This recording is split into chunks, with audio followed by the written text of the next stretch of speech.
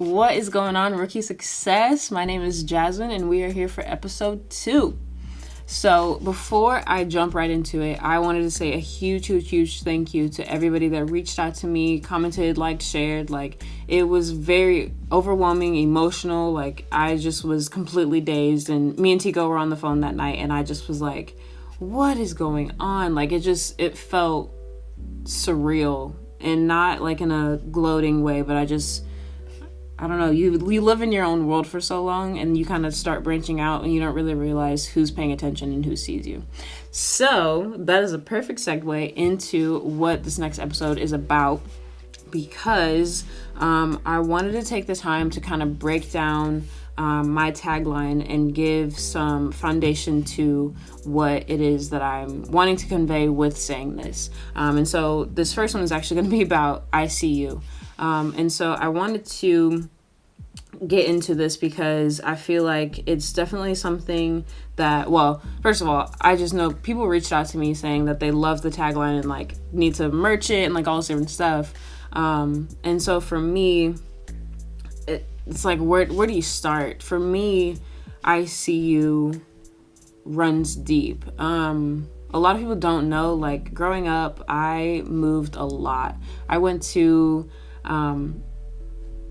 maybe 9 elementary schools, 2 middle schools, and then 1 high school.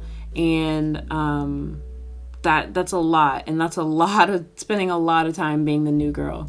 And so I feel like I went unseen in a lot of those situations just because, with kids, they have their own group, they either have their own clique and whatever.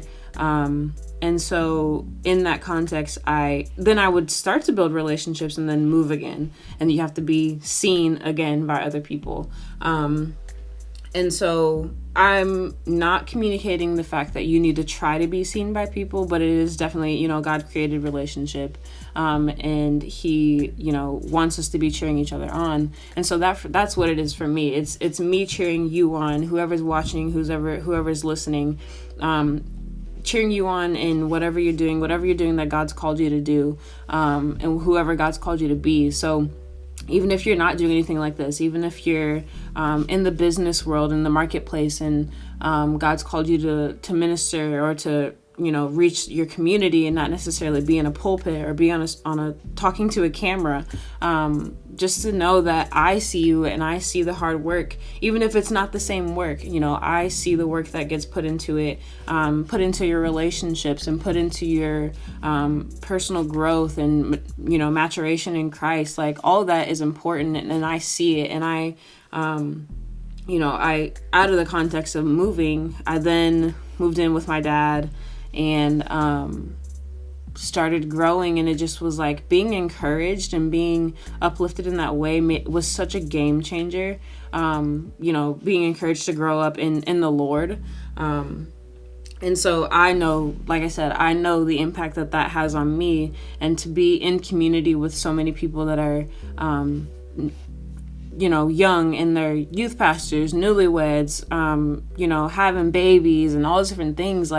Even though I might not have all the experience in any of those areas, or all of those areas, I guess, I can still say that I see you. Even if I don't understand or empathize with the hard work you're putting in, I can still say, I see the work that you're putting in, see the work that maybe not everybody sees, the bottom of the iceberg, so to speak. But keep going. I see you. And more than that, when I was thinking about this and when I was kind of meditating on what I see you, I thought about 1 Samuel 16. And this is when Samuel, the prophet, was told by God to go to Jesse's house and anoint one of his sons to be king. And so obviously later on in this story, we find out that it's going to be David, but David wasn't even in the house. David was not honored by his brothers, his father. They just were oh, he's out there tending to the sheep. Oh, it can't be him because he's this little shepherd boy, but God saw him. And so that's also something even if you aren't acknowledged by people, and even if I don't personally acknowledge you, God sees you, and God sees your work, God sees your heart, and He wants you to keep going, especially walking in His path. there's such a boldness that comes with knowing that God is with you and God is for you and God is cheering you on. Like, in this context, David was not acknowledged as being a mighty warrior. Nonetheless, the king. They would have said that he was going to be a king. And so, but even in that, even if he didn't even necessarily have the confidence that was needed, God still saw him. Now, we do find out later in the story when it came to him just going to deliver, a ham and cheese sandwich to his brothers. He had the confidence to be everything that God called him to be, regardless of all those people, discounting him and discounting his call and discounting his purpose. And so I know this is going to kind of be a short episode, but I just, I want to communicate my heart and I want to communicate God's heart to you. So, I understand that sometimes it might be hard, it might go unseen, but God sees you. And even then, like, even if it's not necessarily ministry, I just, I spent, my first job was a Michael's, and I was hired on as one of the team members that went in and essentially put the store together. It was brand new Michael's. And so you have to go by these planogram sheets and there's only like 8 of you working in the store at a time. Everything has to be like in its right spot. All the paint bottles have to go into their slot and all this different stuff. And from then, before that, I'd never, you walk into a store and you walk into a store. But now when I walk into a store, I walk into a retail store or anything like that. Excuse me. Whew. I see and I understand what is going on in the background, what it took to put that building up and put those, those paint bottles into place or put those clothes on the rack and all the different stuff. There's always hours and ideas and prayer that has to go into the dreams that God has put into your heart.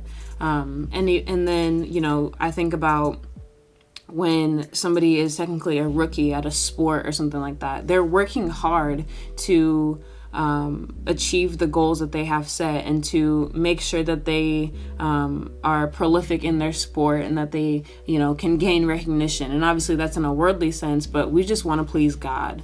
And so that's what I'm saying. I want to communicate that I see you, I see the work that you're doing. And, even I just think, like, if nobody else says it to you, I just want you to know that I see you.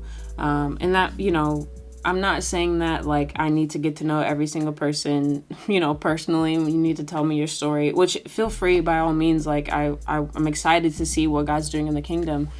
But I see you in a spiritual standpoint. Like, I know that what God has called any of us to is not going to be, it's not a quick process. There's always going to be work involved.